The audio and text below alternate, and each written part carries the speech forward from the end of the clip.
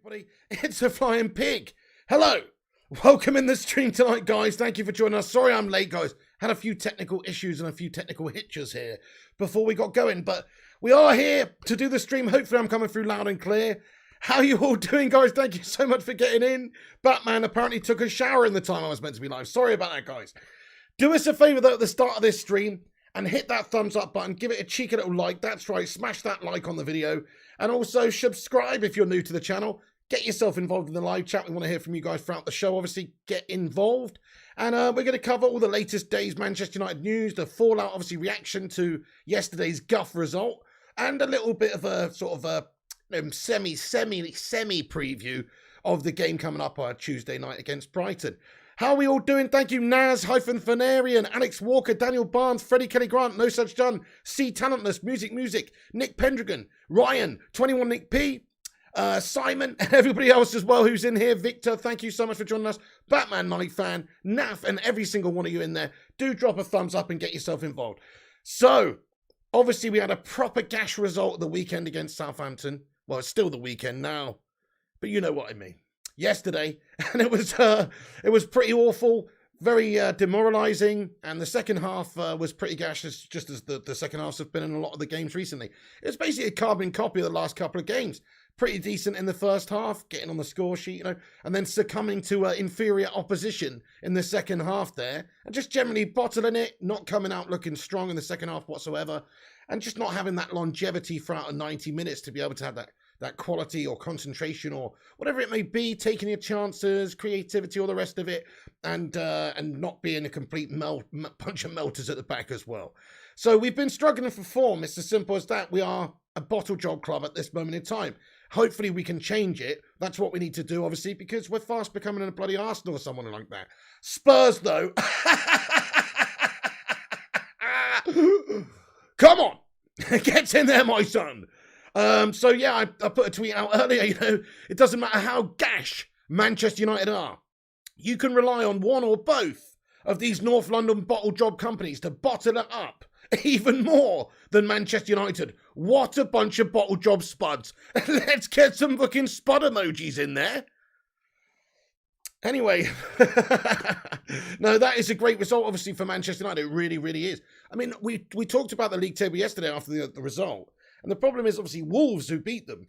If Wolves win their other game in hand, they've got a couple of games in hand. If they win those games in hand, they're on the same points as Manchester United as well. So, but I'd still fancy that we finish above Wolves, right? So this is great news, obviously, that happened to Spuds. But it doesn't take away from the fact Manchester United are absolutely shite. But if you look at it from that regard, we have gained another point on Spuds. But, yeah, no, you can't measure yourself against that shitty stick anyway, can you? Fucking hell. What have we become? That's what I'm saying. That's what I was saying a minute ago. If we're bottle jobbing at the moment, if we're not careful, we're going to turn into a team like that. And I think Manchester United is obviously a much better, bigger team than the likes of Spurs, with a richer tradition and a tradition of winning things and being up there challenging for things. And our fan base demands this. We're not going to be happy with top 4 trophy or challenging for top 4 trophy. I mean, Spuds haven't won a trophy since 2008. It was the fucking Mickey Mouse Cup, and they bring a DVD out about it every single year. So, you know, let's be honest, this is a totally different club. We have higher expectations, higher standards, and these standards and expectations are not being met. Jonathan Gallagher, how you doing there, my man? He says, I'm lost with us. I don't see us moving, positive. Fair play to Jonathan Gallagher. Listen, like a few people have said in the fan cams that we had over the weekend that the problems arise from the top of this club, obviously, with the owners and the board and all these gash-tastic people in place making poor decisions throughout over the years. But right now, the squad, Rangnick has a set of players there which should be capable of getting the job done, and he's not. So we have to talk about Rangnick, we have to talk about the players now. I mean, in my opinion, Rangnick has been getting it wrong in a lot of ways. He is up against it. He has just come in. He's not had a lot of time. The team was struggling for form before. It was disjointed before. But he hasn't changed all that much, in my opinion. We're looking for some sort of progression. Like you say, Jonathan, we need something in a positive direction. You don't see it coming. Well, all I can hope is that whatever he's trying to implement is taking a little bit of time. I just look at the performances of the players, though, from that game in the last game yesterday against Southampton. I think, crikey, are they really fighting for the badge and fighting for Rangnick? A lot of them kind of look like a daisical out there. Like they don't really give a shit. And that's terrible when you've got a bunch of professional footballers on hundreds of thousands of pounds a week, and you're obviously Manchester United and you want to see the best out of them, and some of them are just sort of sauntering around. It's very worrying, very worrying. Even House and Hootle after the game said United are not the best at, tracking back.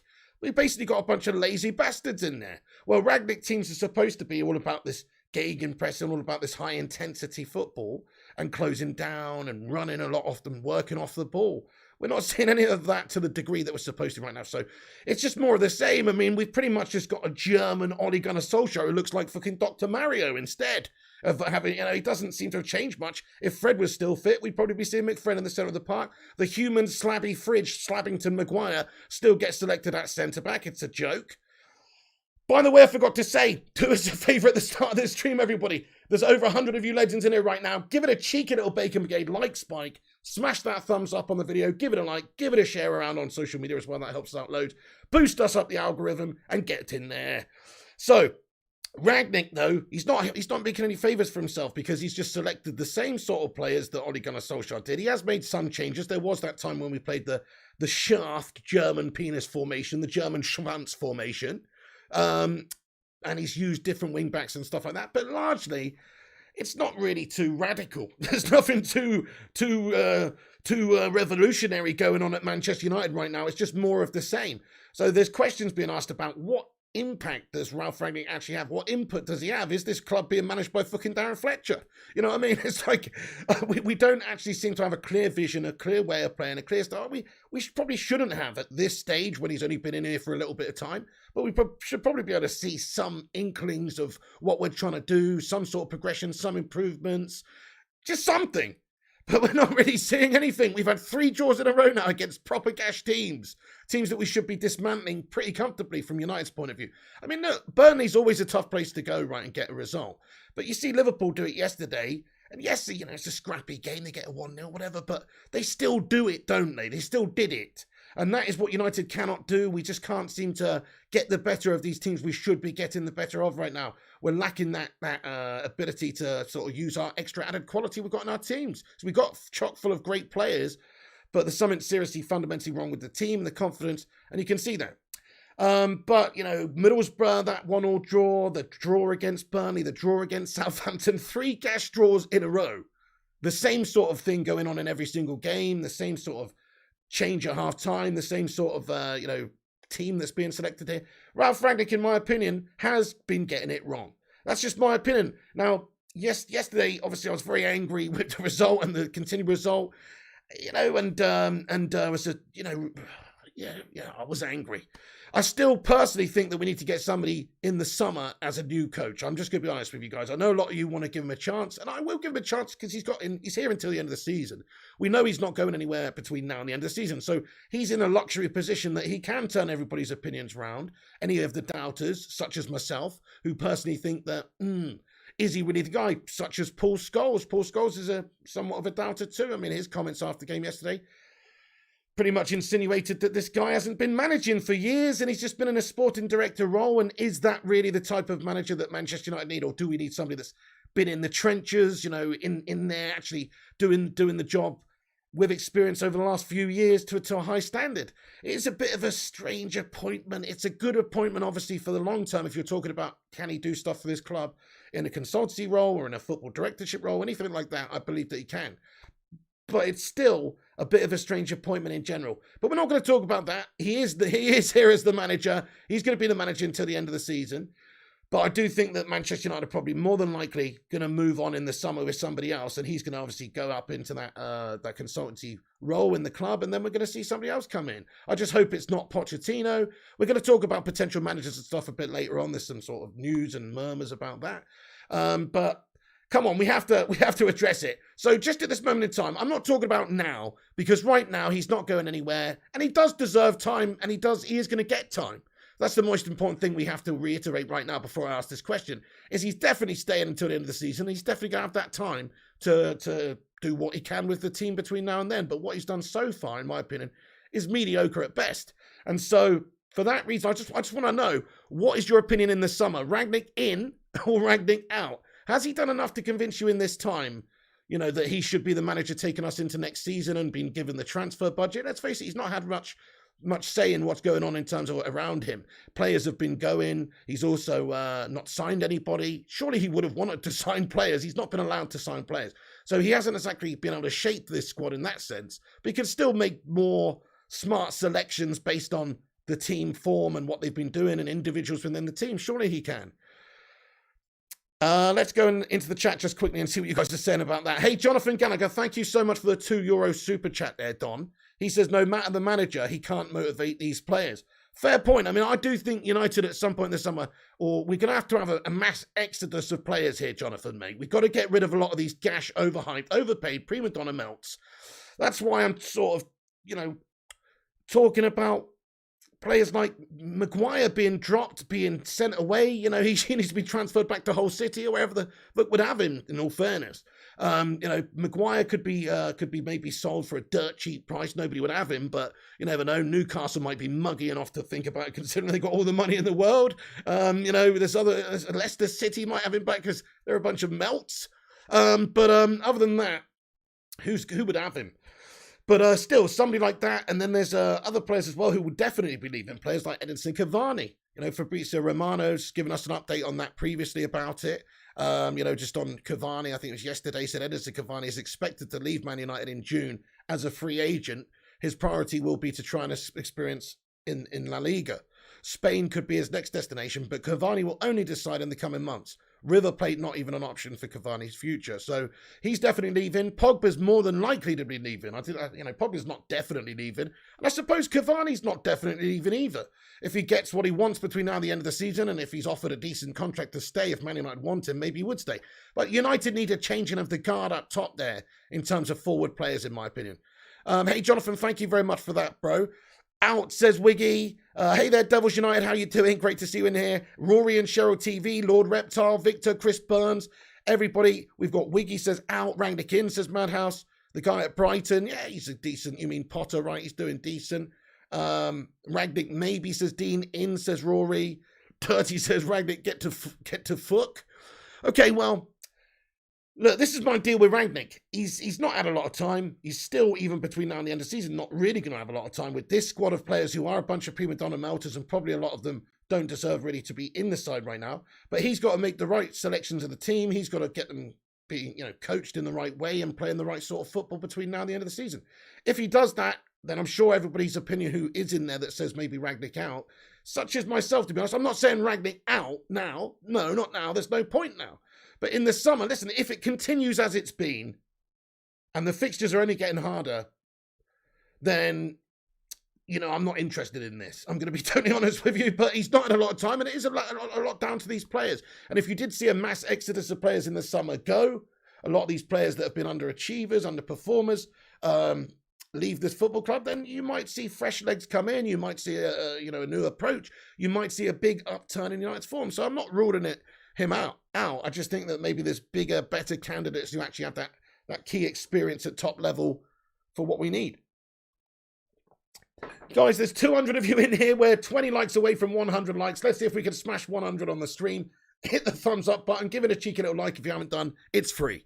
Okay then, so let's just get into the next piece of information we got. Totally depressing. You're right about that one, Scotty. Nate H, thank you for a $1.99 super chat there, mate. He says Melty, Maguire, and the bottle bunch. Absolutely, mate. They are an absolute bunch of melters, to be fair, mate. Yeah, I agree with you. I think you have to look at the right. Okay, so these are the players that I think that Ralph Rangnick needs to drop. So he has to address this problem. Right now, we've been underperforming. We've been looking like shite. Let's be fair, really, really struggling to even beat mediocre teams. Drawing in the last 3 games against subpar opposition. You can't do that. You've got to take your chances. You've got to have more confidence. Well, I don't think you're going to get confidence and quality and assurance from this same set of players that you keep sort of selecting right now. In my opinion, he would be better off just benching quite a lot of them, and giving opportunities to other players just to send the message that, mediocrity does not stand in this football club. We've got to have levels here. And I'd rather have somebody who's fighting it, giving 110%, busting a lung, than somebody who's maybe technically better, maybe reputation-wise is better, but effort level's not quite there, maybe mentality-wise not quite there. So I think, he's got to drop. Going through it, I would say these are the players that he has to bench for the next game. In my opinion, if he doesn't do this, or at least bench a couple of these players, then I don't really understand even more so what he's doing. Because you can't just keep rewarding gash performers. He's got to drop Harry Maguire. Smash a 1 in the live chat if you agree that he's got to drop Harry Maguire from this setup. So he's the first one. He's been so bad. He's so slow. He's so gash. Even Michael Owen's come out and said that he looks fucking petrified. You know what I mean? Like, everybody's having a dig at Slabby because he's just completely made a mockery of that £80 million price tag. It's one of the worst transfers in football history from Man United's point of view, from what we've got and from how he performs. So, yeah, unfortunately, as much as he is a decent standard player, as much as he's got big balls for England, he cannot seem to do it for Manchester United. So, Maguire, and then his partner in crime next to him for club and country, mate, Mr. Luke Shaw. Sorry to say, Luke Shaw, last few games, yeah, okay, he got an assist, okay, you know, he's been okay going forward, but from a defensive aspect, he's not exactly helped out the defence either. You know, he's been all at sea, he's looked a little bit sloppy, he's not exactly, you know, putting his body on the line, in my opinion. I personally think Luke Shaw needs to be dropped. Bring Tellers back in. I'm happy we've got Tellers. Happy Tellers has been doing okay under Rangnick. Bring Tellers back in. You look at the midfield. And I think Pogba's done okay, to be fair. Maybe he could have ran a bit more. He's still coming back from fitness. But in my opinion, we are a better team with Paul Pogba in there, as long as he's somewhat Paul Pogba, because a lot of the time he just doesn't turn up. But Scotty McTominay next to him, right? And Fred, who's obviously out with the vid anyway. But Scotty McTominay, so hit and miss, too much of an underperformer, never can rely on Scott McTominay. Sometimes he will turn up and have a fantastic game for you. He really will. Sometimes he will, but he can't rely on Scott McTominay. He's not a reliable person, so I would drop him too. The only problem is, for the midfield that we've got at United right now, is that, well, we bottled it in the January transfer window. We didn't sign anyone. Zachariah's off scoring goals at Juventus for €5 million. Donny van der Beek loaned out to Everton. I didn't watch the game, but I heard he had a really good game. Him and Alan bossing that midfield, apparently, up against Leeds yesterday. So, like, we fucking completely shot ourselves in the foot there. Donny van der Beek is a decent standard player who, given chances, probably would do better than the likes of Scott McTominay and Fred. I don't know that. That might not happen. But he also might flourish if given some opportunities. We never did that with him. He just stagnated here for 18 months, sat around playing barely any minutes. Man, what a stupid run club. That's all I can say about that. Matic has got a shin injury. Fred's got the vid. Pogba's coming back, and sometimes he's the invisible man anyway. Scott McTominay, can he rely on him?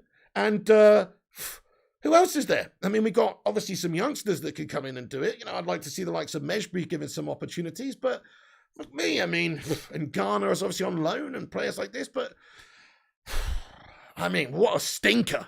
What an absolute stinker of a decision that is. That whole January window was terrible, letting players go out on loan. And Donny van der Beek looking good. So, fair enough, Jonathan. I mean, Donny van der Beek isn't mobile enough. I see what you're saying. Maybe he's not mobile enough.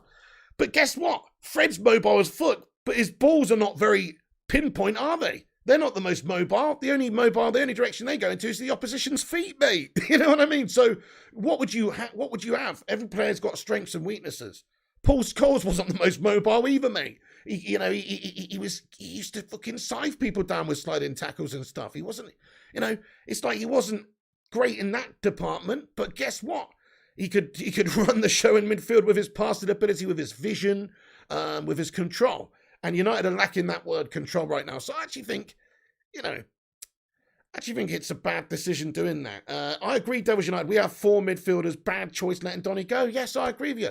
Yeah, I guess you can do other things like, Bruno could drop back if you absolutely needed to, and you could play Jesse Shingard or someone there, I guess. But crikey, if you get 1 or 2 injuries in that position, if Pogba pulls a hammy or, you get a COVID outbreak, you're gonna be scratching around for players. So yeah, I think it was a really bad decision letting Donny go in the end. In one way, it's good. Obviously, he's going to get game time now, it seems, and we'll see what he's made of, and it might actually improve him, and he might flourish under Lampard at Everton now, and you might see between now and the end of the season him justify Manchester United buying him in to begin with and actually want to play him from next season with a new coach coming in. There's talks about maybe Ten Hag coming in, etc. So. But yeah, really bad decision. Hannibal in, says Ale. You fully agree, says J King. Thank you, guys. Yeah, so, okay, would you have kept Donny or would you have let him go? Let me know in the live chat. Would you have kept him or let him go? based on what we did in the window without getting somebody else in, I would have rather we kept him. If we'd have gone and got somebody like Dennis Zakaria for €5 million, I'd have been quite content to see Donny go out, because maybe Rangnick's trying to play a different style that, like Jonathan Gallagher says, needs somebody who's got a bit more mobility. Kept him, says Alex. Let him go, says Jonathan. Kept him, says Scotty. Let him go, says Dean. Kept him, says Devils United. Let him go, says Sheriff. So it's pretty split in the live chat. So 50-50 there, fair play. Right, okay, so but there's him. And then if you look at the forward line of players who need to be dropped, so we've gone through a few players here. I think Dallow's warranting his place right now. He's actually one of the players that I think has looked pretty consistently good recently. One of the few. I think Tellez, before obviously going out of the team, was looking decent, so he can come back in and replace the gash Luke Shaw. At centre-back, you've got to drop Slabby Maguire, obviously, and put somebody else in there. Absolutely. It doesn't matter who. Phil Jones, Eric Bailly, Victor Lindelof. Our fucking janitor at Old Trafford will do. The tea lady Doris. Anyone will do. I'll step in for a game. Sign me up. So anybody can, anybody instead of the slab, basically, is what I'm saying. Slabby Maguire out. And then up the top of the pitch,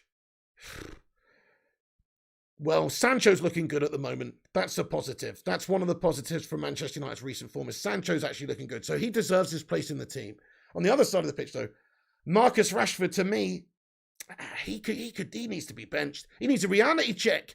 What is going on with Marcus Rashford to the point where his body language looks like he's so disinterested and just so lacking in true effort levels? I don't really expect to see that from Marcus Rashford, because I always think of him as being a real committed player, but tell you what, he's just as bad as any of them yesterday for not trying. Well, it's not like they're not trying, but giving up too easy, not having that fight, not having that dogged fight. I want to see more from Marcus Rashford, mate. He's having a mare, but at the same time, doesn't deserve his place in the team. So I would drop him in all fairness, and I would play Anthony Elanga, who does look to have a bit more about him at this moment in time, just in terms of having confidence, and it's good to see Rashford hungry. When Elanga did start previously in the last few games he did play, Rashford was on the bench. Maybe Rashford had that burning desire inside and that burning competitive, oh crikey, look, I'm going to get sacked off for a 19-year-old if we're not careful. I better come on and score a goal. And he did for a couple of times when he came off the subs bench. So I think his place at this moment in time is best served on the subs bench, coming on late on in games as an impact player. I would start Anthony Elanga, because at least he's looking committed, and at least he's looking, like he could make something happen. Whereas Rashford in the last game, I sort of say, was Gashford. So there you go. And now we get onto the main man up top, or the main couple of men up top. And the only thing that's really stopping these guys, Mr. Cavani and Ronaldo, in my opinion, from not playing right now, from not being dropped from the team right now, would be the fact that we just don't have any personnel up there to come in. You can either start Cavani. The last performance we saw from Cavani, he'd only just come back into the side. He's a great player for us. He did not set the world alight any more than Cristiano Ronaldo did, who's also had a drought of 6 games now where he's not scored for Manchester United. Just looked a little bit out of it, a little bit ineffective for somebody who's the GOAT. Now, I've got no doubts that he's going to come good again, because he is the GOAT and he's still physically there, even if his age is a high number. But in terms of who to come in that position, we don't really have anybody to come in. It's either going to be Cavani or it's either going to be Ronaldo. And so for that reason, I say, it doesn't really matter. You're going to have to pick one of them. But who would you start at the moment, guys? I'll ask the live chat. Hey, we got over 100 likes on the stream, nearly 300 legends watching. Drop that like on it if you're just getting in. Make sure you hit that subscribe button as well. We're on here every day giving you all the latest Man United news, covering United in its entirety in a no bullshit, no clickbait way. Drop a thumbs up on it. Give us a boost up there. Help us compete against the clickbait merchants and the corporations. And get yourself involved in the live chat. You only need to be subbed for 1 minute to have your say. So,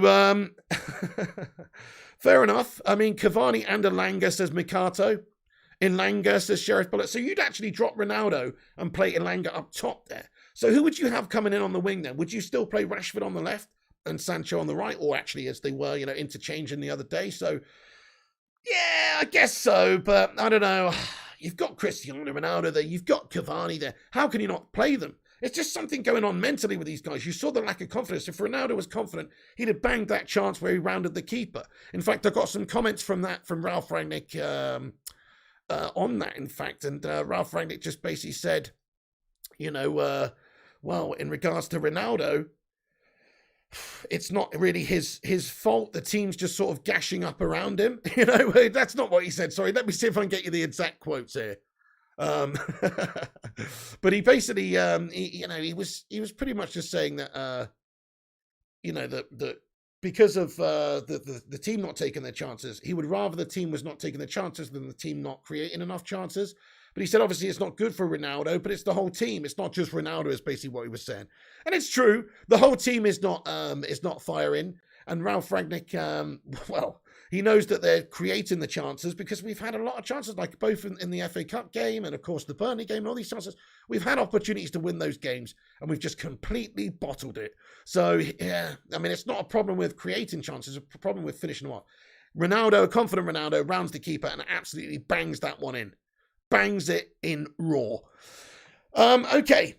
So yeah. So Harry Maguire's been getting a lot of stick, guys. He's been getting slagged off all over the place, and rightfully so, in my opinion, because he's not a Man United standard player. Hashtag slab out. Let's get a hashtag slab out in the live chat. Rangnick gives his verdict on... Oh, this was it. This is the quote. Sorry. Rangnick gives his verdict on Man United star's goal drought. He said he would have wished to score. I would have wished him to score. The whole team would have wished him to score. I think today he had good chances. Probably one of the biggest chances in the game was when he went around the goalkeeper and it was cleared off the line. He said he had a good moments in the second half. It's not only Cristiano. As a team, we create enough chances. He said, I would be more worried if we had one or two or maybe three chances per game.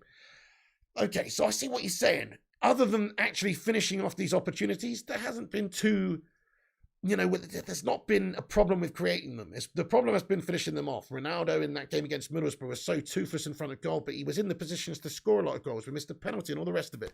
So, yes, come on. We definitely, there's room for improvement in all aspects, but he's right in the sense that if we finished off these chances, then we would be winning these games. Paul Scholes, quote, says, it's been a bad 6 or 7 months. The season's not been good enough. One team have got a proper coach. The other team has a sporting director. So Scholesy pulling no punches there on sort of the situation with Rangnick. And I agree with him to a large degree. At the time when he was appointed, everybody was going absolutely mental about this signing, going, oh, he's amazing. And he may well be. But actually, if you analyse it from on the paper point of view, United's going to be the biggest club he's ever managed. And he's never won any Champions Leagues or huge titles. So that's a major concern. And then you take into consideration the time out of the game, him doing his football director stuff, the likes of Leipzig and Lokomotiv in Russia. It's like, well, there was probably better people that you could appoint. Right, anyway. So in terms of managers, we're talking about managers here, guys. I want to talk about this. So, well, there's a couple of managers that are being linked to the club. So Ten Hag is reportedly one of the most likely. Manchester United apparently. Let's read this article. It's on the Express. It just says, that Manchester United basically this Richard Arnold's aligned with Ralph Rangnick when it comes to potentially appointing Erik Ten Hag as the club's next manager. Now this is obviously probably pure BS.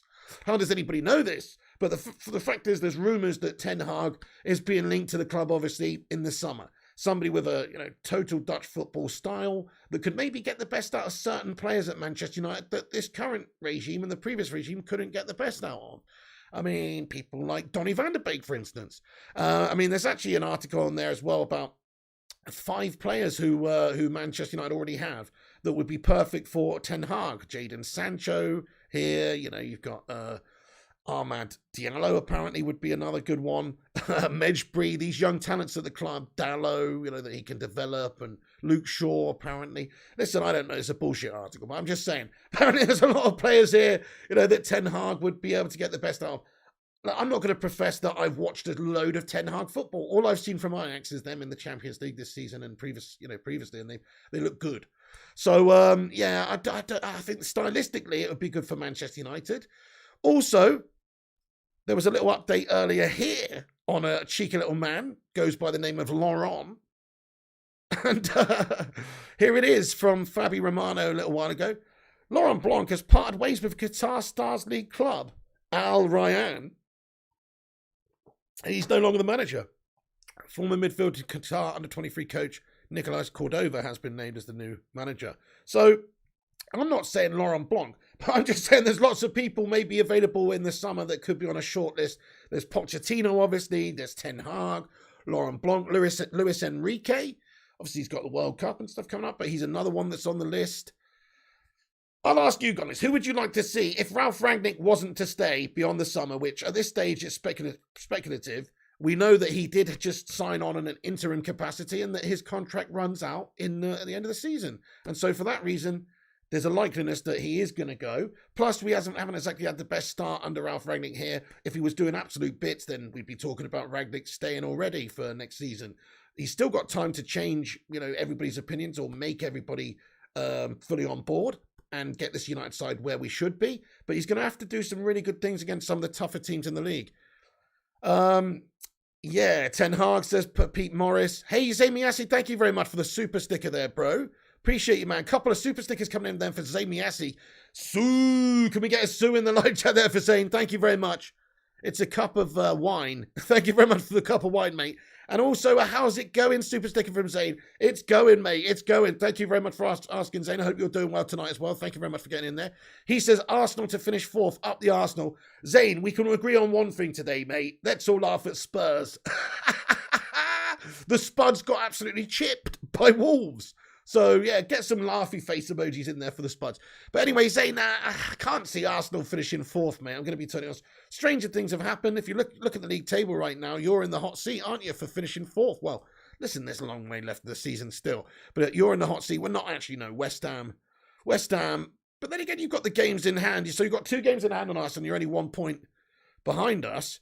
You've also got 3 games in hand on West Ham and you're only 2 points behind them. So actually, you are in the driving seat for the 4th place at this moment in time. So it's actually in your hands, Zane. Only problem is, like a bottle made of glass, it's in your hands and you will drop it and it will shatter into a million tiny little pieces, mate. So, Man United are probably going to finish 5th, but I think Arsenal, hey, listen, I think you're going to finish 6th, mate. I'm going to be honest. Guys, where do you think Manchester United finish and where do you think Arsenal finish? Just out of interest, just put Man United in your position and Arsenal in your position. Let me know who you think finishes higher. But I personally think Man United will finish higher than Arsenal because Arsenal are a complete mess, even at the best of times, mate. Alkan Mahmood, day 10 of COVID. Let's get some love hearts in there for Alkan. Much love, dude. Rest up, and I hope you, feel all right. Kane is finished. Arsenal 5th, United 6th, says Ryan. Be a tie at 7th, says Sphinxu. Arsenal 4, United 5, says Madhouse. Hey, Nut, what's going on there? Says United 7, Arsenal 9. That's filth, Nut. Oh, how are you doing there, Nut? Great to see you, my man. And what a legend. In terms of, 7th, crikey, I mean, listen, if it goes as it's been going, if we have this Ralf Rangnick form that we've seen over the last few games go on for much, much more this season, then yes, okay, we are probably going to fish down there. But I just think with this set of players, the quality we've got, it's just a matter of time before we do see a better firing team. I'm not talking about going back to the old standards overnight, but I mean just a better performances from these players. I could see them coming. We should be dispatching at teams like Brighton. We've got that Leeds game coming up. Listen, Brighton and Leeds are both good teams. It only gets tougher now. So, not looking too good, is it? Not looking too good. But anyway, we've had a mixed bunch of results, but I still think we'll finish above Arsenal. A lot of you people are saying we're going to finish below Arsenal. What's the matter with you? Are you all Arsenal fans in here? Or Liverpool scummers? Hey, we got 300 legends in here. Drop the thumbs up. Let's get 150 likes and hit the subscribe button too. Scott Max says United 4th, Arsenal 5th. That's that. I hope so, mate. I really hope so. I mean, we need to get top 4 for the future of this football club. I mean, obviously, we're chartered anyway with the owners that we've got. But for next season, for whichever manager's coming in, they need to be in the position where we've got top 4, where we've got Champions League football to offer players, because we are going to have, more than likely, a big change in personnel in the summer where you can have Cavani and maybe Pogba and Slabby Maguire, hopefully, and Matic and Mata and God knows Lingard, Martial, God knows who else leaving the football club in the summer. Greenwood, maybe, God knows who else is going to be leaving this football club in the summer. There's going to be a lot of changes, I think, this summer. And so for that reason, we could see, a lot of players come in, but we need to have Champions League football to attract the very best players, I think. And obviously for the new manager, whoever that is, whether it's Ten Hag, whether it's Zidane, whether it's Luis Enrique, whoever it may be, they need to obviously have the pull of having top four as well, I think, to just get these top players. And then he's talking about keeping players. Now, some of you might not want to keep Cristiano. I still think he's got 14 goals, whatever it is this season. He is on a drought, but it happens to the best of them. I still think he's going to come good. That's just my opinion. So I wouldn't want to see him go. But keeping a player like that, who's only got a finite amount left in his career and obviously wants to play top football, wants to win things, wants to challenge for things, doesn't want to be in a struggling team or a transitional team, wants to be in a well-oiled team that can challenge for things in the final years of his career. You can respect that, really. Is that going to be at Manchester United? Well, if we continue as we go, probably not. But anyway, so yes, it's just all up in the air, guys. Rangnick is the coach right now, and he will continue with this Man United side to the end of the season. I expect him to do better. I really do. But right now, Dr. Mario is not impressing me very much at all. He's having a bit of a mare. Eddie's expected to leave in the summer, confirmed by Edison, confirmed by Fabrizio Romano that, La Liga's his favoured destination. So we'll have to wait and see there. Obviously, he could well sign a new contract to the club. So could players like Pogba. It wouldn't surprise me at all if Manchester United and the board, who we have at the club, bottled it big time in the summer. And rather than going out there in the transfer window and dipping in and having to make wholesale signings because we've got a lot of players leaving, wouldn't surprise me if they just caved in and gave Pogba a huge contract, Lingard a new bloody deal. It wouldn't surprise me at all. So let's just wait and see. But in terms of potential transfers, I mean, Brendan Rodgers has given us an update on Tielemans, which seems healthy to me because he's a player that's been linked to Manchester United and should be linked to Manchester United, and United should be interested in him. I've been saying it for years. If we had their midfield, if United with the current team just had Ndidi and Tielemans, we would be instantly a way more competitive team because they are very good midfield players in the Premier League, proven. And so this is a quote from Leicester manager Rodgers earlier on. He said, Tielemans, you'll get people asking me if we can hang on to these players. Are you talking about Tielemans? No. I'm not going to do the impression. He says, you'll get people asking if we can hang on to these players for the next 6 years. But the reality is that if a player does really well at Leicester, he may want to leave. So basically what he's saying there is, they are a selling club and they're only so big and, they've only got so much of a budget and all the rest of it. And it's just, the fact is, if a player outgrows them, you've seen it before with other players leaving them, Mahrez, etc. What can they do? They can't really fend off the pull of playing for these big teams in the Champions League regularly and challenging for titles and all that kind of thing. Leicester, as a club, I think are well run, though. They've got good, passionate owners who seem to care. That's the half of it. And they're having a bad season this season, but they're still always making strides. And they don't have to sell any of these players. But we've heard sort of that Tielemans is not likely to sign a new contract. In fact, if you read that statement there from Fab, it says Tielemans will 100% not extend the contract. So update from a couple of hours ago from Fab. He will 100% not extend the contract. Smash a 1 in the live chat if you would like to see Tielemans play for Manchester United. Superstar says he saw him again today and he's a proper midfielder. That's what I'm saying. You look at the likes of McTominay, Fred, these guys struggle. Even Pogba, he may have all the abilities in the world and he may be able to thread that pass, he may be able to score those goals, but he doesn't do it regularly enough. He's not dedicated or committed enough or a worker as much as he should be. Whereas someone like Tielemans, also indeed, just the whole of Leicester's midfield really does it does impress me whenever I watch them. I think they always look pretty good. Yeah, fair enough, reform. CDM is a priority, but we are going to have midfielders leaving this summer. Matic could go. Who knows what's going to happen with Donny van der Beek, Pogba? Who knows what's going to happen? So we're going to have to sign a couple of midfielders in this summer. One midfielder is not going to be good enough. Yeah, we can maybe bring in the likes of Garner into the setup, Mejbri into the setup, but I don't think one midfield sign is going to be enough. We're going to have to get a couple, if not 3. So I really do think we need wholesale changes in the summer in the midfield, my friends. But that's positive news. The fact that it isn't, isn't it? He's not going to sign a new contract by all accounts, from what it seems like. His contract's running out, I believe, June 2023, which means that he's got just under 18 months left on his contract. So in the summer, if Leicester want to get any decent sort of money for him, 30 million, 40 million, whatever it may be, then they're going to have to sort of cash in then. Otherwise, they're going to risk losing him for nothing. They may well get good service out of him for that time. It depends what it's worth to Leicester if they feel like they want to keep him. But it means that he's probably available in the summer. United need to go in for him. We need to go in for him. It's not like necessarily just him. It's not like he's the one. No, he's just one of many players that United could do with looking at and improving the side, bringing in. So from my point of view, we should try and sign this guy in the summer. There's also players linked to us like, Ruben Neves has been linked to us, or players like Kessie's been linked to us, or Haidera, or loads of players have been linked to us. Just a couple of midfield players would be great. Rush Mano, what's going on, you absolute Don? How you doing, my friend? Great to have you aboard the Bacon Express this evening. Yes, guys, so Tielemans is a positive for maybe the summer, but we have to fend off. We have to have top four. This is what I mean. We need Champions League football because there's going to be a host of clubs. Like Fabio Romano's update there says, there will be players interested in him. Or I personally think there will be, actually, this update doesn't say, it's another update says it, but there will be a host of clubs interested in him in the summer. And United need to be at least in the hat.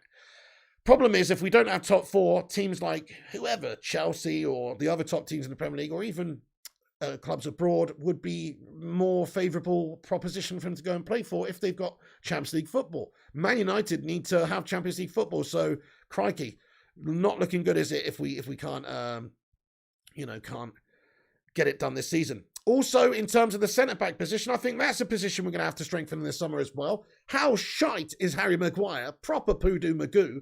Varane next to him I think's good, but even he, playing alongside Slammy Maguire, it's not a good partnership. Even he lunged in and made a bit of an error in the last game.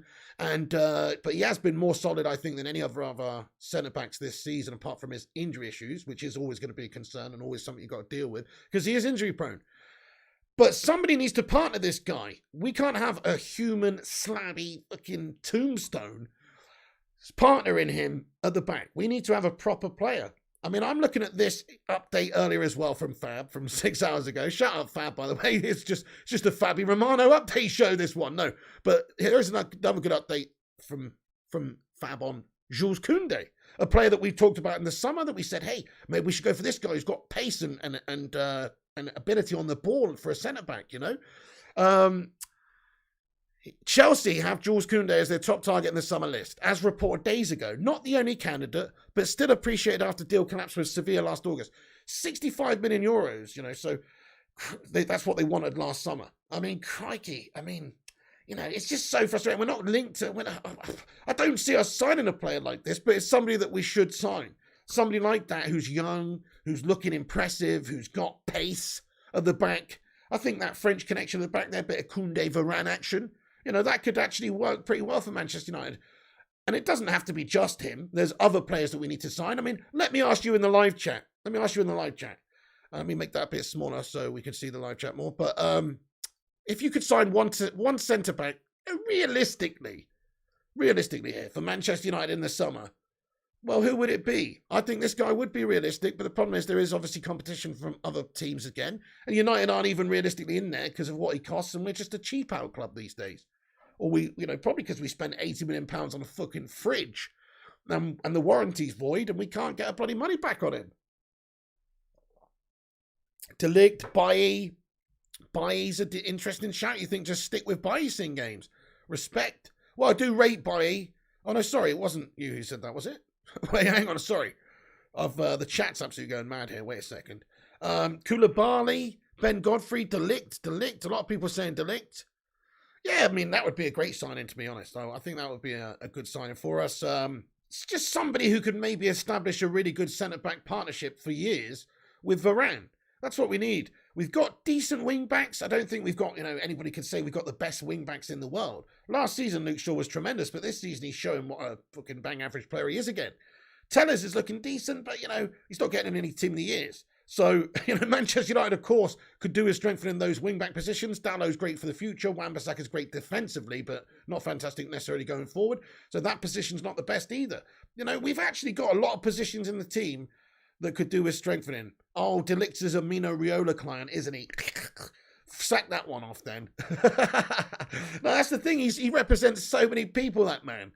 But just somebody at centre-back would be nice. Hey, your absolution, says Militao. Evening lads, just joined. What did I miss? You missed a whole bunch, mate.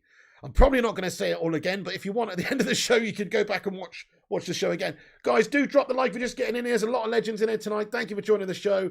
This is a no bullshit Man United fan channel. Get in there. We try and give everyone a say as well throughout. We have a big Q&A at the end too. So if you're sick and tired with me rambling and you're like, why is this guy not reading my fucking comment here? Well, there's a lot of people commenting, but also we will have a big Q&A at the end and get all of your guys' comments read out. Him and Varane already know each other. Makes sense. That's what I'm saying, your absolution. Bit of the French connection, UK. Bit of FC UK in the house, mate. You know what I'm saying? Honey Badger says we can recall some players and give them games like Garner, Brandon Williams. Yeah, fair play. I mean, I certainly think that a lot of these youngsters we've got, like Garner, should be given opportunities next season. I'm not saying start him every game, but it's not going to hurt playing him, a handful of games compared to the likes of Fred or Scotty McTominay, in my opinion. Mbappe or Haaland up front instead of Ronaldo.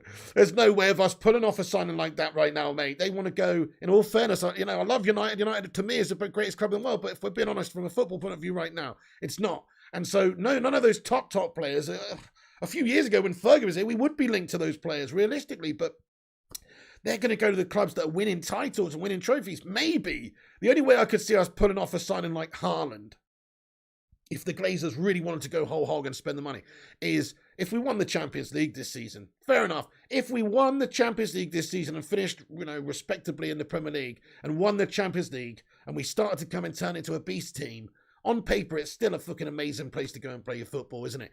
But you don't have any assurances that you're going to win titles. And for a young player who has got the world at his feet, the world is Haaland's oyster or Mbappe's oyster, really. They can go play for whoever wants to pay the money for them, make the most money in the world, and but they want to, if they're going to do that, they want to play for the best team so they can have the best career and win the most things. Got to keep offloading the melter, says Primark. Yes, mate, mass exodus in the summer. I can see 6 or 7 players, first teamers going out. The likes of Mags, the likes of maybe even Phil No Bones Jones in the summer. Not that I necessarily wanted to go ahead of somebody like Mags, but he could be gone. Somebody like Pogba could be going. Jesse Lingard, Tony Martial, Cavani. Lots of players could be going. So there's going to be a lot of players going, a lot of players coming in. Or hopefully coming in. We might just see youth players given the nod. Right, okay, I've got a couple of updates here from Matty Rushmano, mate. Thank you so much, the Rushmanonator. Can we get some love hearts in there for Rushmano? The guy's an absolute don. Check out his Twitter page for transfer news and updates about United. Get the link in the live chat there, Rushmano. But he says, he sent me some information here. And so these were some quotes. Obviously, we mentioned it sort of earlier, but just to directly quote what Houston Tutu actually said about Manchester United yesterday. He said it's not a big secret that when they lose the ball, the reverse gears are not the best from everyone.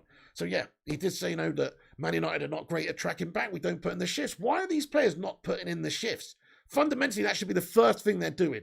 It's fighting tooth and nail for every single ball, closing everything down, intensity, from the off and keeping up for as long as they can for 90 minutes. We need the concentration and the quality over 90 minutes, not just one half of football. So there you go. Southampton's side, much more determined, much more, what's the word? Not necessarily organised, but just more committed. They just seem more committed. And that's half the battle, guys. That's why United can play down to the levels of Middlesbrough, Burnley and Southampton, is because we're not even matching them for commitment, I don't think. We're not matching those levels of desire, of motivation, of want. We just seem to sort of, cruise in third, fourth gear rather than getting it up there to the top gear, my son. So, yeah, it's very frustrating, very embarrassing there to have that said to you about somebody's manager of a team that you've just drawn with, and they're saying one of the things they say after the game is, yeah, they don't fucking work hard, do they? So we had an easy day, basically. Piss poor. Absolute piss poor. Yes, and then just a little update there also. More news came out, obviously, about possible links with managers. And at this moment in time, Ten Hag is understood that Arnold and the board at Manchester United and Rangnick even are favouring him as an appointment long-term at Manchester United. This is what is being bandied around, obviously, in the press. So take of that what you will. There's still a lot of the season left. Rangnick can still change everyone's opinion. He isn't on an interim contract, though, and probably will be leaving. But then also a lot can happen between now and then. You've just seen Laurent Blanc become available today. And I'm not saying Laurent Blanc's going to be manager of Manchester United. No, I'm not saying that. But lots can happen. A manager here could get the sack. A manager there could decide he wants to change in the summer. And next thing you know, you've got a really great manager who's become available, and he's the right candidate all of a sudden. As it is still for Manchester United, if we had to appoint somebody now, there's still not the perfect candidate available. There's people who are either tied up in certain jobs who might be good for us, or there's, young, ambitious managers who show a lot of potential, such as like Ten Hag. I mean, Pochettino obviously is another coach that I don't personally want because of his lack of proof of winning things and his bottle job mentality. We're trying to get a winner's mentality. We don't need a bottle merchant coming in leading a bunch of bottle merchants. So, hey, we got 316 people in here. That's a Steve Austin amount of people. Give me a hell yeah in the live chat. And drop that thumbs up. We're nearly at 200 likes as well. Great show tonight, guys. Thank you for being in. Remember, we are doing FIFA later as well, about 11:30. But we're going to just cover all the latest Manchester United news and the rest of it today now. So that's pretty much it. Just to give a bit of a review of what we discussed. I mean, Harry Maguire obviously needs to be dropped. Rangnick needs to bench players, I think, like Rashford and McTominay and Maguire and Luke Shaw. I think those players should all be dropped, in my opinion. I think you should make 4 changes in the next game. I'd bring in Elanga, Telles, and then, I guess the midfield is kind of screwed. You have to maybe play McTominay right now. You maybe have to play McTominay and Pogba, because if Fred's out and Matic isn't fit and available, we did a stupid thing and let Donny van der Beek go out to Everton. He's had a good game yesterday. And it looks good. Donny van der Beek and Allen bossing that midfield. So I actually haven't watched the game, to be honest. I want to watch the highlights of it, or at least the extended highlights or whatever, just to see how he's bossed it, But Clinton Morrison on Soccer Saturday said that Donny van der Beek and Allen were running all over Leeds at Goodison Park. He said that Leeds were poor in midfield, and basically, he said they couldn't handle their players involved. So, yeah, Donny van der Beek and Allen are dominating them. That's what he said. So in terms of his performance, I didn't see it, but it sounds promising there for Donny. But it just goes to show you, with the midfield options we've got there, having to play McTominay and Pogba right now, what a stupid thing it was to let Donny go out on loan right now, because now we're screwed. Because we've got a couple of players injured, and even if everybody's fit, nobody's really that good on the ball. Apart from Paul Pogba, obviously, and Matic is decent, but I think McTominay's erratic. I think Fred's erratic. Just not as impressed with those guys on the ball as I am Donny. We just don't know about Donny. He's not had the chances. Hey, Kate Cadet Lad, thank you so much for the £2 super chat. He says, what about the impending striker crisis, Pig? Thank you so much for that super chat there, Cake. Good comment. So the impending striker crisis is this. Ronaldo's 37, might be leaving in the summer. Even if he doesn't, we still need a new striker. Cavani's more than likely going to be leaving to go and try his chances in La Liga. Mason Greenwood, well, he's probably never going to play for Manchester United again, but you just don't know. We have to wait and see what happens there. But more than likely, not, in my opinion. And so from that point of view, yes, we do need to sign a forward player in the summer, a proper forward player. Who, I don't know. I mean, we should have gone for that Julian Alvarez guy in the January window. We just let him go to City. He would have been a decent acquisition. 21 years of age, top scorer in the Argentinian league last year, only 14 million euros. That would have been nice. Didn't happen though. Got to move on. I'm not saying he, would have been fucking ready long term to be scoring 25 goals a season in the Prem for us, but he would have been a decent acquisition. Then you've also got, Vlahovic is another one who was mentioned, and then you've got who obviously went recently to a different club, and then you've got who else really is sort of the top strike. Oh, Harry Kane is being linked to Manchester United strongly. So I'm just talking about some of the top prospects we've had over the last few months. Harry Kane is linked to Manchester United. I could see him leaving Spurs. He doesn't want to stay at Spurs. Obviously, he had to have a turnaround and come out publicly and say that he's committed to Spurs this season and stuff because, well, nobody was coming in for him. City had already spunked that money on Grealish. There was talk about him going there. Nobody came in for him, and that's it. If he wants to play football, if he wants to get in the England setup, he wants to do all the rest of it, he's got to play. So sort of had to backtrack. But we all know his true feelings is that, man, he's not happy with staying at there. I'm not saying he's even the best acquisition for us right now. I think in terms of mentality, I think he could be one of those players that struggles and has droughts in the future. Just going to be honest. Hell no, Kane, says Mark. Okay, guys, Harry Kane in or out? Harry Kane in or Harry Kane out? Just want to know what you guys would think. Hey, look, I'm being honest now, guys. You could do a lot worse than Harry Kane. He's proven to be a top goal scorer in the Premier League, regularly getting 20 plus, 25 plus goals a season for Spuds. So you can't really say he's not proven as a top scorer, but just he's coming to he's about 30 now, isn't he? Getting there. And Yeah. But he could still bang you a lot of goals. Harry Kane is a finisher. Harry Kane is a good player. Jay Gill says out. Hyphen says out. John Allen says in, out, shake it all about. Premot says no Kane. Kane in, says Summerful. No, says Mark Egan. Out, in. So a lot of the fan base here, the live chat, most people saying no. Do a poll, says Jafar 101. All right, then. I'll do a quick little poll just out of interest, but to be fair, I'm not going to do a poll. We already know the answer to the poll. Most of you said out. To be honest. So we know that probably about 75% of the live chat there would say no, they don't want Kane. I'm not going to do a poll on that because we've already answered it. But personally, I think we could do a lot worse. We could do a lot worse than Harry Kane for a couple of seasons. We honestly could. But it doesn't excite me to the point of, like if we could get somebody like Haaland, which is not going to happen. I think the percentage chance of that's like 1%. Why would he come to us over the likes of... The only way he would come to us, I guess, is if we're prepared to pay more money, which I personally don't think the Glazers would be.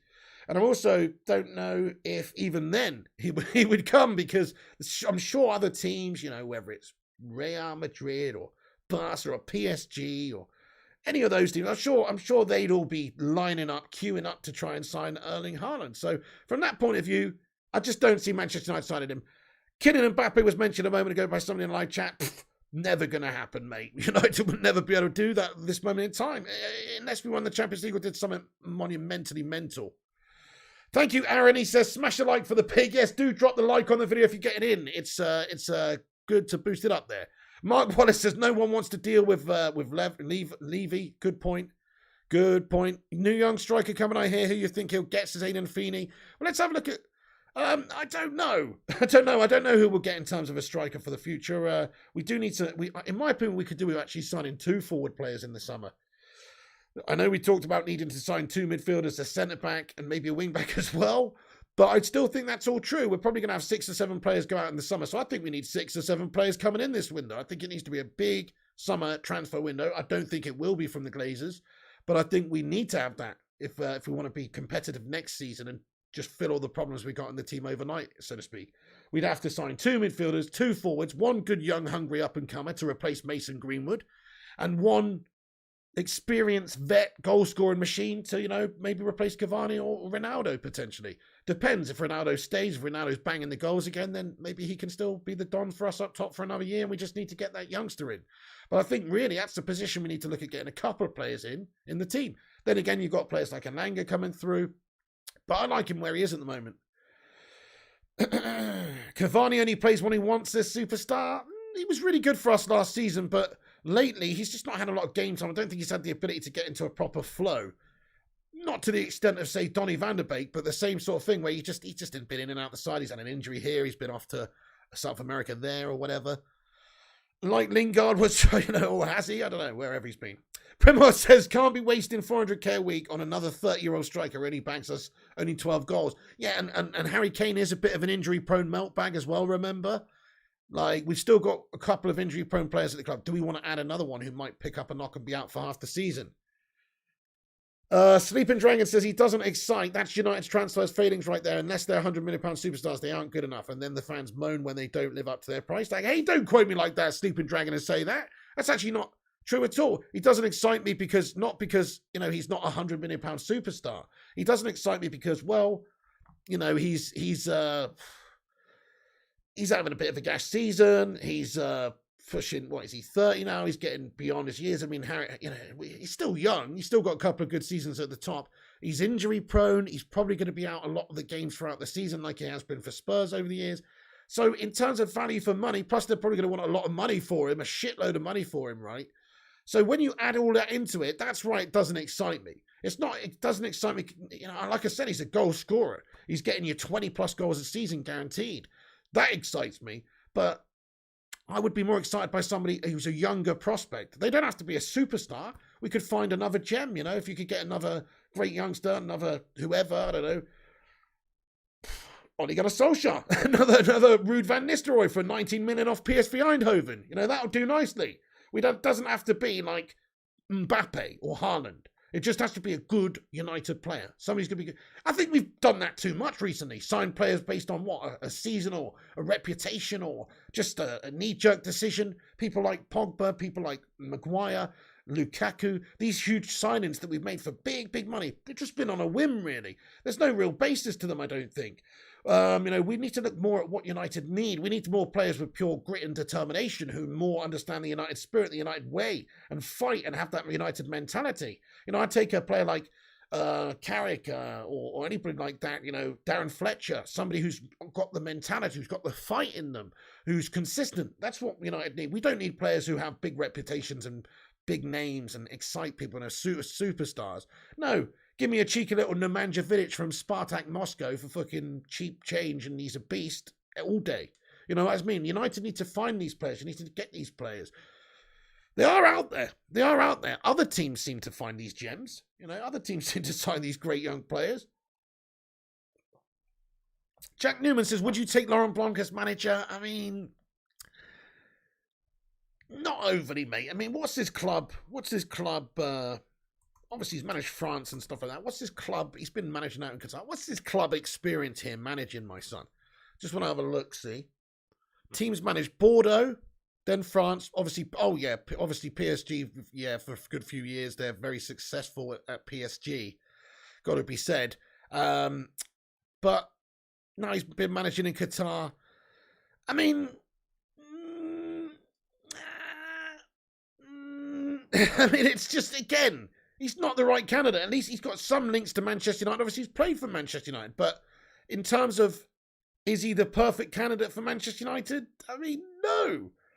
But this is, if you listen to this, when Laurent Blanc was obviously at PSG, they were pretty successful, man. He began in Bordeaux in 2007, blah, blah, blah, all the rest of it, winning further honours after 3 successful years with Paris Saint-Germain. I mean, not really, mate. I'm going to be honest. It just doesn't, I don't know. It doesn't excite me, mate. There's worse people that you could get in there. There's worse people. But again, I just want somebody with proper proven track record of managing several clubs to a good standard and winning trophies. Now, those managers are few and far between. That's the problem. Anyway. Thank you, Indic Cause. I appreciate that. Says, hi, big fan of you, bro. Thank you so much, Indic Cause. I appreciate it. Guys, if you're new to this channel, drop the subscribe on it. If you're enjoying the show, we're on it every day. We've got a great community of legends that get in here regularly. And we talk about United. We talk about the trials and tribulations of this great football club. And that's what it is. Remember that. Get that belief about us. The problem is, the real problem, we're just owned by a whole bunch of gash merchants. Hashtag Glazers out, and that is the true reason why this club is not still up the top winning titles. It's not the competition from Liverpool. It's not the competition from City or Chelsea, the fact that they've got all their millions. It's actually not. It's just the fact that we've got shit owners. If we had decent owners, or if it was owned by the fans, then this club would generate, as one of the commercially most successful clubs in the world, if we weren't shackled with huge debts, we would generate huge amounts of money which we could spend on all the facilities, Stadia, Scout and Recruitment Network, look at everything, transfers. We would be fine. This is a huge Goliath of a football club. Never forget that. We're just, unfortunately, a bit of a sleeping giant at the moment because of who we've got in charge of our football team. That is the cold reality of the situation. No matter what players we sign, no matter what manager we got, coaching staff, the board's rotten, the owners are rotten. So that's the reality, just to bring it home for a second to what actually is going on. You know what I mean? Rush Molly says, hashtag Glazers out. Thank you so much. Thank you so much. Yeah, Singame says, hashtag Glazers out. Get out our club. It's not Ralph 2 Pigs' Madhouse. So, in terms of my opinions on Ralph Rangnick, you say it's not Ralph 2. Listen, I don't think it's solely Ralph. I don't think it's even necessarily largely Ralph. But recently, our form, how we've been playing, it's somewhat Ralph. You can't say he's devoid of responsibility. That pisses me off when people say that. It's the players. Yeah, it is the players. They're shy. And it's also Rangnick selecting Maggie Maguire at centre-back, fucking with his pacifier sucking on it, who shot Mr. Burns twat. You know what I mean? Like, that makes no sense. But he's basically playing like a baby with a pacifier out there, is what I'm saying. Like, Slabby Maguire, he doesn't have to select Maggie Maguire. He could just put anybody in there. Like, he could put Phil Jones in there in the last game. He probably would have got a full-blooded performance out of Phil. Look at how he performed in that one game that he played. You know, He's got options, is what I'm saying. He doesn't have to make these same errors that Ole Gunnar Solskjaer made. He doesn't have to play, McFred in the centre of the park. I know he didn't in the last game because Fred is out with vid, but he probably would have done it if they were fit. He doesn't have to do all those same sort of decisions and make the same errors. He does have an input into the team. He is the coach. Now, I know I was slagging the Glazers off a minute ago, and that's absolutely true, but let's just also look at it from this point of view, playing devil's advocate for a second. Devil's advocate for a second. So I was thinking that drink, Advocaat's fucking horrible, isn't it? Anyway, so devil's advocate, forget it. So just looking at that for a second, well, what was I talking about? I started thinking about fucking cocktails. Try and get me back on track, guys. Try and get me back on track. I've lost the thought train there. Anyway, so what I was saying is he doesn't have to select those players at the back there, right? But he does. He does make the same decisions, and it's just poor. Spurs on Match of the Day says Scott Matt gets in there. Yeah, absolutely. So, he is partly responsible for the poor performances that Manchester United have shown recently throughout the season, because he's the manager. And as much as the owners are shit, as much as the Glazers are gash, they've got themselves a set of players there that they spent a lot of money on. Man, you know what? If you're the Glazers, from a business point of view, you must be really pissed off. It's kind of like this, if I liken it to a different business, I don't know. It's kind of like you spend a shitload of money on outfit in a shop.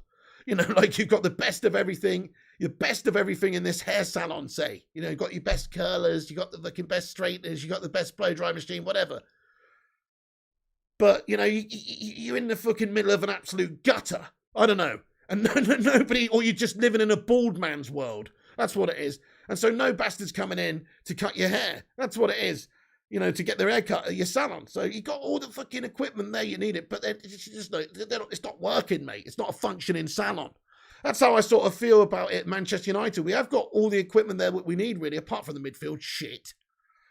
But we have got most of the equipment there. It's just that Ralph Rangnick is not actually cutting the hair very well at the moment. Or maybe actually, sorry, that's not a good analogy. It's not a bald man. What it is Ralph Rangnick's a hairstylist. And he's got people coming in and they ask for this sort of cut, and then they end up leaving with a fucking flock of seagulls do or something, like he's proper gashing up their hairdo. But actually, it's not just Ralph Rangnick's fault. He's being taught from the owners how to cut this hair in this gash way. You know what I mean? Anyway, listen, forget the fucking salon. Forget the fucking salon, okay? I need a haircut now, so to speak. Now to speak about it. But anyway. But he's still got to get these. What he should be doing is coaching his salon staff to cut hair better than they are. If he actually had anything about him now, he gets this team playing better. And plus, he can put Jessica in to bat, who's better at cutting hair than Sandra. Sandra's a fucking melter with their hair cutting, mate. She's going to leave you with a grade 3 on this side and a grade 6 on this. You don't want fucking Sandra there cutting your hair. Let's give Jessica a run out, Rangnick. Do you know what I'm saying? Like, he's got other options there. He can change things around. Pisses me off. Just like the previous manager could have changed things and played different defenders. We could have seen more from Bay. Could have seen more from Lindelof. Right, anyway, sorry, I know what the F's is. I don't know what I'm talking about anymore, guys. It's been a long stream. Let's get in the live chat then, guys. Q&A time. Have your say. Let's have a Q&A for 5-10 minutes or so. I want to hear from you. This is the time where the fans have their say, so get involved in the chat. We love hearing from you on this channel. Let me get rid of that so we can see more of the chat. And also drop that like. We're only 4 likes away from 200. Let's get to 222 likes on tonight's stream. That is the target. Drop the thumbs up. Drop the subscribe if you're new. If you are new, we're on here every day giving United news. You only need to be subbed for 1 minute to chat. So if you want to ask a question, you want to say something, just subscribe. And in 1 minute's time, you will be able to chat. So subscriber mode is on. Jade says, hey, Piggy, could Aaron Wan-Bissaka play CDM? No. He couldn't. I'm sorry to say he couldn't. If you're going to convert him anywhere, I mean, I guess maybe he could play a centre-back. He's fundamentally great at defending. I see what you're saying about CDM, maybe as an out-and-out destroyer, but I just personally don't think he's got the ability on the ball to get his head up and thread a few good balls to get the play going from a deep position like a number 6 role or something. If that's what you need, I don't see Aaron Wan-Bissaka doing that. Actually, if you're talking about putting somebody else in a CDM position, we've talked about this before, Victor Lindelof.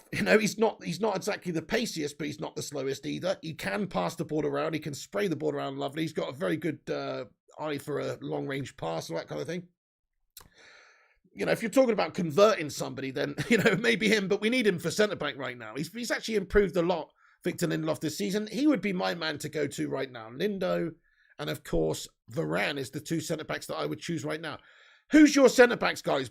Bailly's obviously a lot of everyone's favourite choices as well, but injury-prone, has been better recently in that regard, but he was out with an ankle issue, wasn't he, just the other day? We are Guff, says 10-ton man. Yep, we're doing FIFA at half 11, my son. Bavash Dabu, absolutely. Wan-Bissaka has terrible positioning, says Max Arentz. That's my concern about him as well, yeah. Maybe he could be a centre-back. I don't know. A limited centre-back. Maybe he could be a centre-back, but I don't see him being anything like that. Piggy, you got FIFA tonight? Yeah, we got FIFA tonight, my son. You just got your haircut, says Rory and Cheryl. Nice. Superstar Ralph did switch to fullbacks, though. That's why I feel... Yeah, that's... Okay, fair enough. He has obviously made some changes there and brought players through. I think Dalot and these guys are really good positives for Rangnick. Dalot and Telles, he's given them opportunities. In fact, let's be honest, he sort of made them, really. Like, I hold them both at this moment in time in quite high regard now. But Solskjaer wasn't really playing Telles a lot. Of course, Luke Shaw was being amazing last season, so it's hard to. But he wasn't giving Dalot opportunities. And look at Dalot now. Dalot's actually one of the shining lights in the recent weeks where he's actually put in decent performances. He's not been perfect, but I'm saying he's been committed. He's looking decent compared to some of the underperformers in the team. Super Bowl Sunday, says Tekken fan. Hell yeah, I'm going to fill my Super Bowl of cornflakes up real high today, mate, and watch the curling instead. No, I'm on FIFA, mate. To be honest, say each their own. Everybody likes their own thing. I'm just not into American football myself, so I will not be watching it. I'm sure it's fun, though, but fuck that. Louis Batten says, who's watching the Super Bowl? Smash a 1 if you're watching the Super Bowl. Smash a 2 if you're not. Louis Batten says, does Wan-Bissaka deserve another chance? Definitely. Definitely he does, but it's what my reasoning is at United is I want a manager who picks a team based on performances and form. I honestly believe that's how you get the best out of your team. You have standards. If those standards are not met, then, well, I'm sorry, you're out the team for somebody who may reach those standards. And if they reach those standards better than you, then they stay in the team until they don't reach their standards or until they have a poor game and you have a good game coming off the bench and you make me think about why you should actually be playing. And I'm not really that interested about training. People say, sometimes these players are gash in training, they're not committed in training. Okay, but I'm more interested about how they are on the pitch, how they are in the games. Because there's a lot of training players that we hear good things about at United on the training pitch. But when it comes down to it on match day, they shrivel up. So I'd much rather have a Dimitar Berbatov type player who doesn't give a shite in training, but then on match day, he's elegant as fuck and creating chances of scoring goals and banging your 27 goals in the league season. That is what I would like.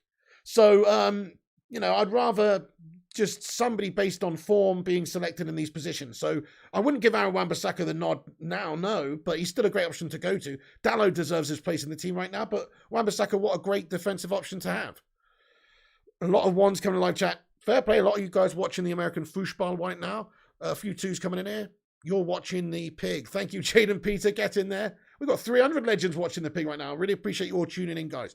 Farhad Farouk says, my son, respond to me, please. What's going on there, Farhad Farouk? How you doing there, Farhad? Matt Goodwin, would you take Rice in the summer as only signing?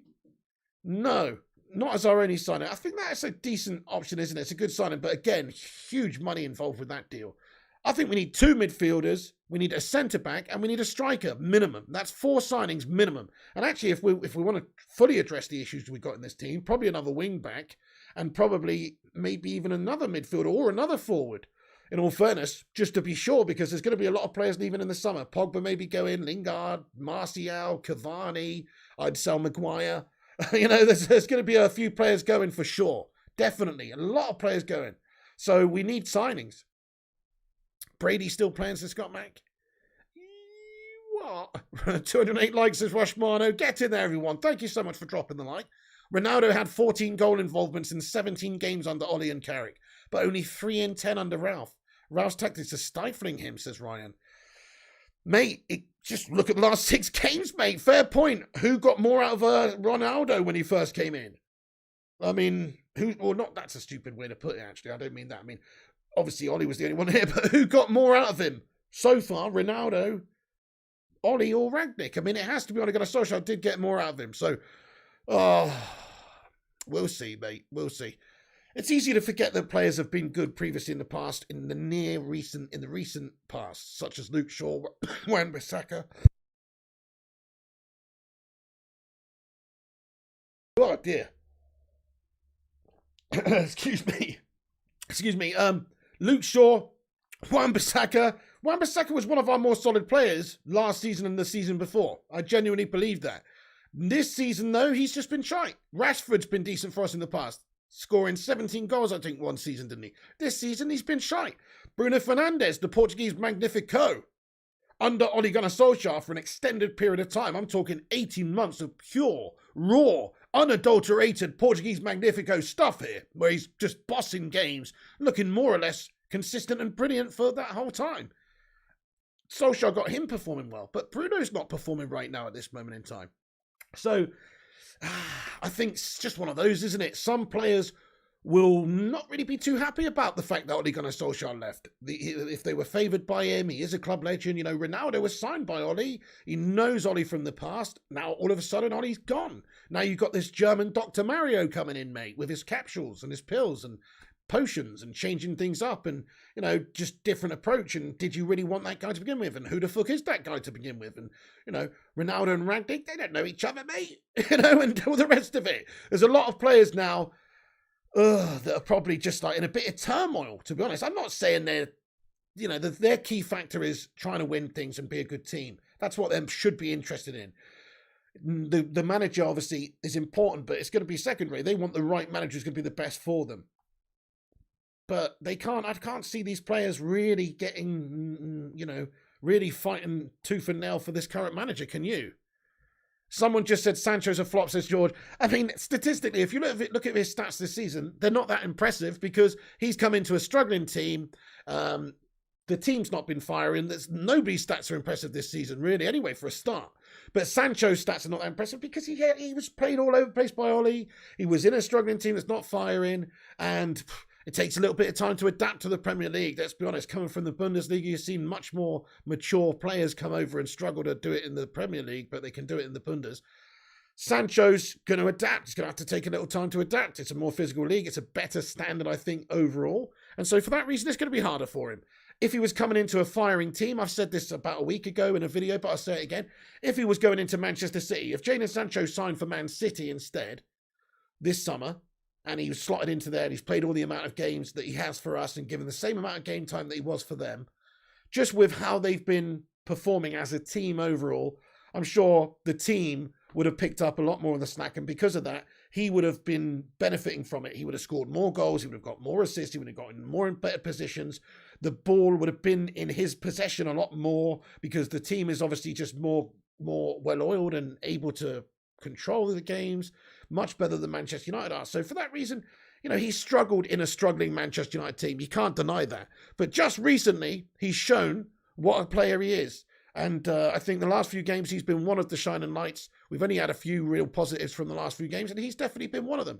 So he's not a flop. I've never said he's a flop. Nobody should say he's a flop because he's not a flop. He's a young lad who's just got going in his Premier League career. And so far, it's actually looking pretty good. I mean, mate, Rashford's more of a fucking flop than Sancho right now. And Rashford's been here for years at United, getting paid £100,000 a week to perform, and he's actually got way more experience and way more game time obviously at United than Sancho, and Sancho's looking better right now. So what's Rashford's excuse? I think Sancho's just starting. He's just starting to come good, and he will come good. Sancho's going to be a baller. Smash a love heart in the chat if you think Sancho's going to be a baller in the future. He's just getting going. He's just getting warmed up.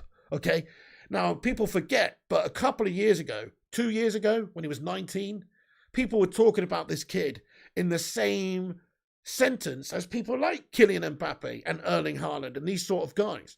So all of a sudden, people have just forgotten about Sancho. Well, more fool you. Because if you sleep on Jadon Sancho, especially you rival fans out there who are saying Sancho's a flop, if you sleep on Jadon, he's going to bang a fucking hat-trick against you next time you see him next season. Because I'm telling you, he's going to develop and improve significantly over the next couple of years. He's ridiculously young. Unfortunately, this is a big blip in his development. It's a big blip in United's development as a team. But he will be boss. A grade A baller, says Craigie. Maguire out, says Punduck. Totally agree, my son. Elliot Manduna with those love hearts, and Farhad Farouk, and Chrissy J, Mark Wallace. Bunch of legends getting in here. Jimmy Jam as well. Yes, guys. Big God Bob says, where's the plan? We need a top manager. Paul Scholes. There you go, mate. Need a top manager. And also need somebody who, well, Scholes, you're not happy about the lack of experience in recent years coaching of the top. Right, being a football director is one thing.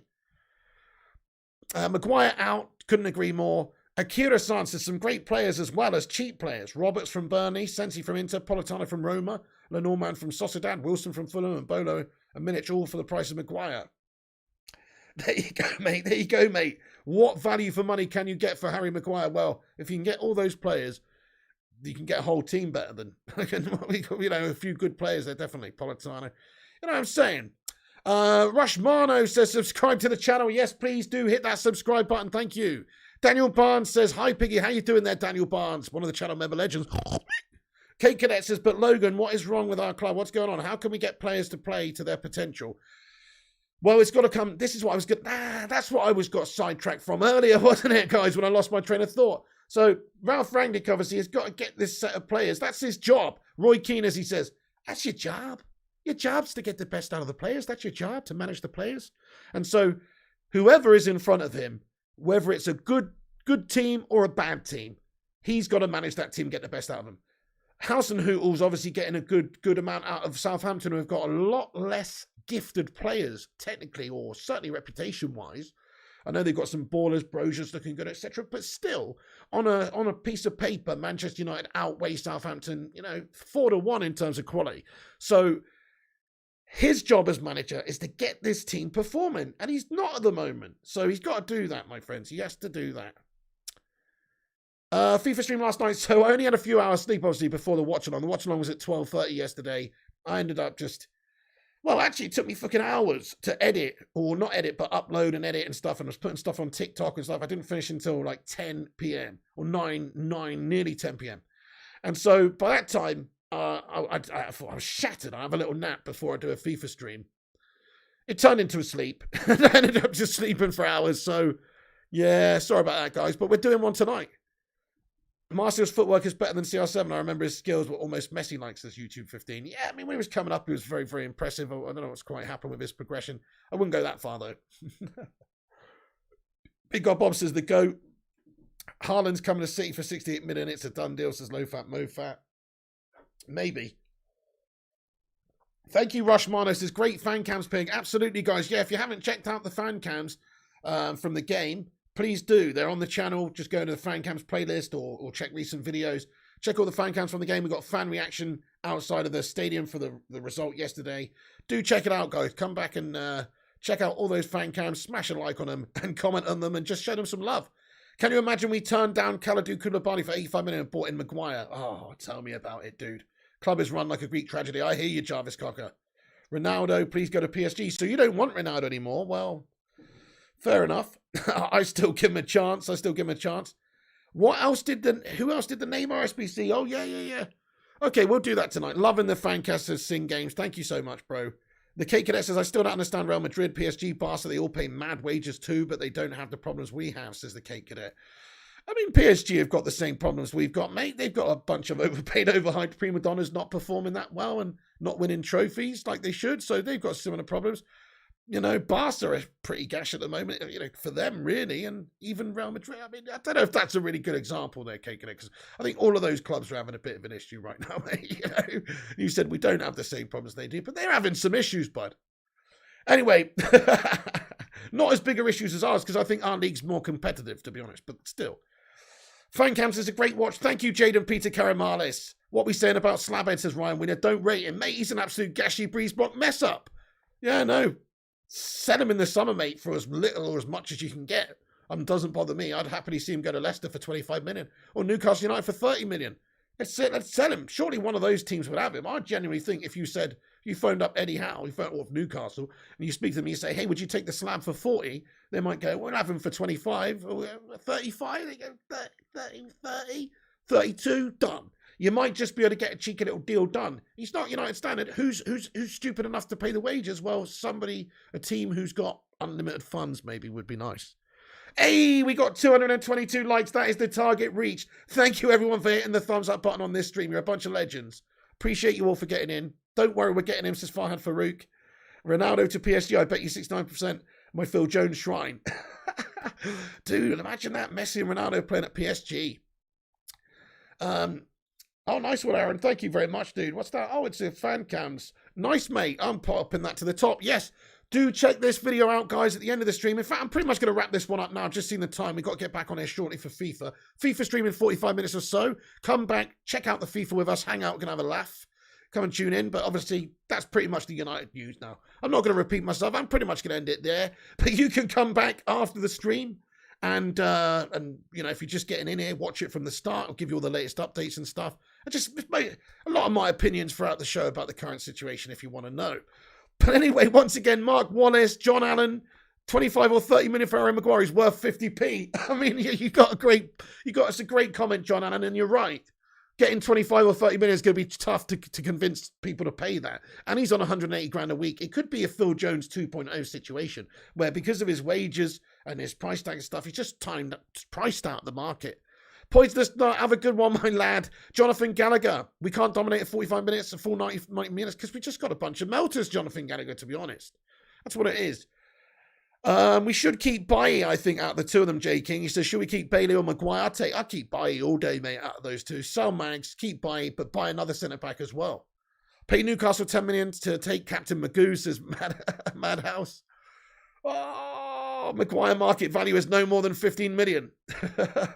Goodbye, Farhan. Goodbye, Jaden Peter. Thank you, K Cadet. Thank you, Wiggy. Thank you, Poisonous Nut, YouTube, Rushmano, Logan M, Madhouse, Sin Games, Batman Night Fan. We're going to have to wrap it up there, guys, but it's been a great stream. Really appreciate you all getting in. Only 20 likes away from 250. That's a nice turn up. Appreciate you all getting in here, dropping the like and all that, and supporting the show. Make sure you do subscribe if it's your first time on the channel. We'll be back here tomorrow with all the latest United news and goings on at this football club. And we'll be back on with FIFA tonight. So make sure you drop the like on it, drop the subscribe, click that post notification bell to get notified when we post and go live. Make sure you're following us up on social media. If you want to watch the fan cams, there's a link at the top of the live chat there. We could go and watch one of them. There's several on there. Go and watch them. But also, you could check out the TikTok, Flying Pig United, which has loads of clips of all the fan cams and everything on there as well. Lots of content coming on TikTok as well. Check out the website, unitedflyandhigh.com, to read your latest United news. Also, Instagram, Facebook, Twitter, TikTok, Flying Pig United. Follow us up on there, peeps. Follow us up on there. Thank you, everyone. See you in a bit, Aaron, for FIFA Lads, CJ's Buddies as well, Showmaful, Logan, Sing Games, K Cadet, Mark, Big God Bob, Daniel Barnes, Rory Wiggy, and all the rest of the bacon get out there. Thanks for tuning in. Come on, United, sort your bloody lives out. Shocking stuff. Not good enough from the boys, not good enough from the coach, in my opinion, with selections and in-game issues, not being able to see out second halves and all the rest of it. We need to see serious improvements. Rangnick needs to man up now. He needs to stop talking and start doing and start dropping players. Shaw out, Maguire out, Rashford out. You know, I want to see various players dropped, new players given opportunities, and a change at Manchester United. Thank you for watching. Come back in a bit. And comment in the not live comment section after this video is finished with your thoughts and opinions about anything we've discussed in this show. Maguire, Ronaldo, Rashford, whoever. Let us know what your thoughts are after it's finished. Do come back, keep the debate going, and I'll catch you on the next one, guys. Thank you so much for tuning in. This is The Pig. I'm out of here. Stay classy. You're all a bunch of legends, and I'll be back in a bit with FIFA. Thanks for watching, guys. See